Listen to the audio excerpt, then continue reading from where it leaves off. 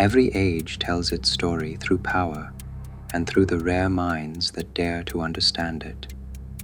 Robert Greene's The 48 Laws of Power. Tonight, we enter laws 31 through 33. If the last three laws were about action, how power moves, plans, and conceals itself, then these laws move deeper into the hidden forces beneath human behavior. Not action, but influence. Law 31. Control the options. The most effective choice is often the one that was designed before it was offered. Law 32. Play to people's fantasies. People rarely follow reality with enthusiasm. They follow hope. Law 33. Discover each man's thumbscrew. Every person has a hidden need, a private weakness, a place where desire speaks louder than reason. 3 laws, 1 architecture. Shape the choices, understand the dreams, find the longing beneath them. Tonight, we listen to 2 voices, not to decide who is right, but to see more clearly what truly is. People speak endlessly about freedom. The freedom to choose, the freedom to believe, the freedom to become themselves. Yet history suggests something stranger. Most people do not want limitless freedom. They want certainty, structure, boundaries. They want to feel they have chosen their path, but they are often relieved when the path has already been prepared for them. Ivan the Terrible understood this. He faced powerful nobles he could not openly destroy and could not safely tolerate. So he did something unexpected. He abandoned Moscow. He appeared to abandon power itself. Panic followed. Soon the country faced what seemed like a choice: Ivan's return or national chaos. The choice was an illusion. The powerful rarely force decisions, they design them. And once people believe they chose freely, they become guardians of the choice. They defend it more fiercely than if it had ever been imposed on them. That may be the strangest thing about power. People resist chains. They rarely resist the feeling of autonomy. Exactly. Ninon de L'Enclos understood the same principle in a different arena. Men believed they pursued her. Some paid for her attention. Others waited patiently, hoping affection would eventually reward devotion. Others remained in her circle, convinced proximity itself was progress. She gave each man a different story about himself.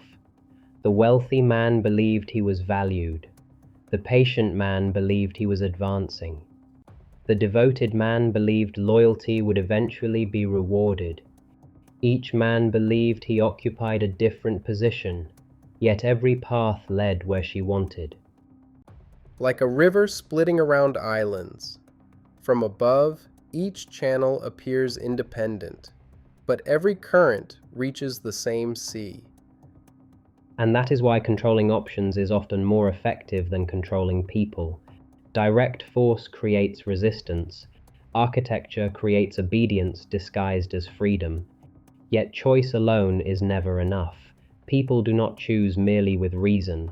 They choose with hope. And hope has always had a dangerous relationship with reality. Venice learned this when Bragadino arrived. The city was declining. Trade weakened. Wealth disappeared. The old confidence of the Republic was fading. Had Bragadino offered practical solutions, nobody would have listened. Practical solutions require patience, sacrifice, work. Instead, he offered gold, transformation, miracles. And the city embraced him. Not because they believed him, because they wanted to. Precisely. People rarely ask whether something is true.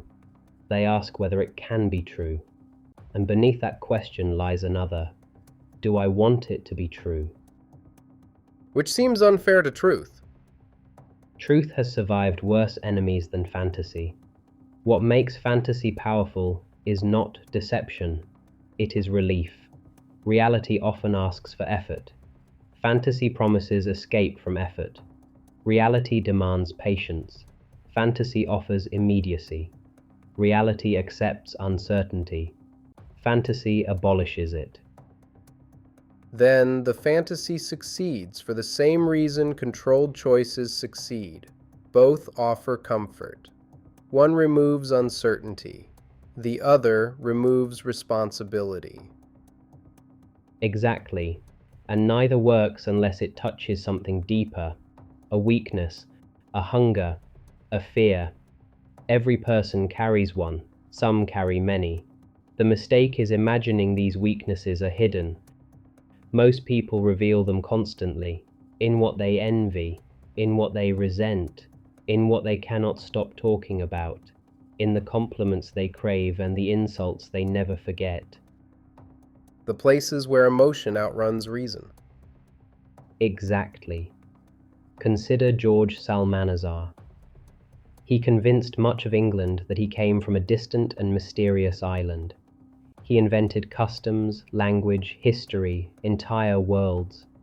The details were absurd, yet people accepted them because the story satisfied something deeper than curiosity. The truth described the world they already knew. The fantasy described a world they wished existed. That is a difficult competitor for truth to defeat. Then fantasy and weakness may not be separate things at all. Perhaps fantasy is simply weakness speaking in public. Perhaps.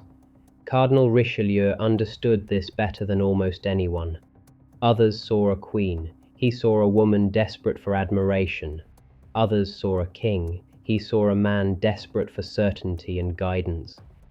By understanding their needs, he gained influence over people far more powerful than himself. The visible throne is rarely the real throne. Power often belongs to the person who understands the weaknesses surrounding power. Which suggests that influence is rarely built upon strength. More often, it is built upon need. Yes, people want to matter, to be admired, to be desired, to be remembered. Most ambitions are merely different costumes worn by the same need. And the person who understands that need possesses a dangerous kind of power. The most dangerous kind, because people defend their beliefs. They defend their choices, but they rarely defend themselves against their own desires.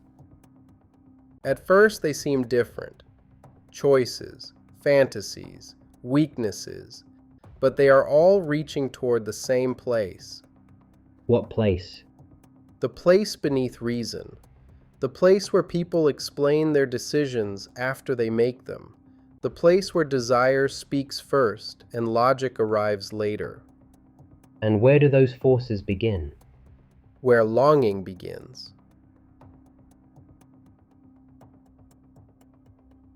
You've heard both sides. What remains is not said.